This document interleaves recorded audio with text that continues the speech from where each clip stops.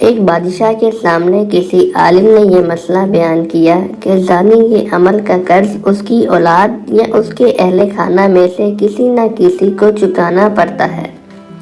اس بادشاہ نے سوچا کہ میں اس کا تجربہ کرتا ہوں۔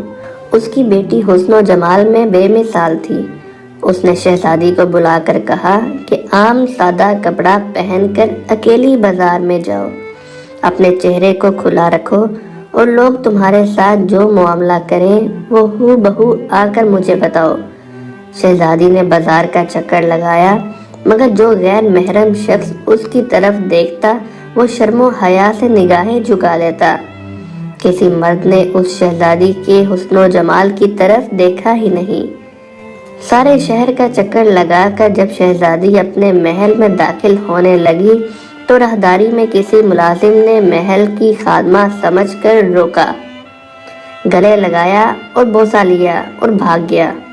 شہزادی نے بادشاہ کو سارا قصہ سنایا تو بادشاہ رو پڑا اور کہنے لگا کہ میں نے ساری زندگی غیر محرم سے اپنی نگاہوں کی حفاظت کی ہے، البتہ ایک مرتبہ میں غلطی کر بیٹھا اور ایک غیر محرم لڑکی کو گلے لگا کر اس کا بوسہ لیا تھا۔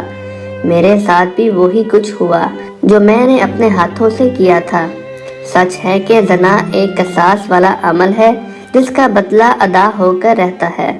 ہمیں اس وقت سے عبرت حاصل کرنا چاہیے، ایسا نہ ہو کہ ہماری کوتاہی کا بدلہ ہماری اولادیں چمکاتی پھریں۔ جو شخص چاہتا ہے کہ اس کے گھر کی عورتیں پاک دامن بن کر رہیں، اسے چاہیے کہ وہ غیر محرم عورتوں سے بے طمع ہو جائے۔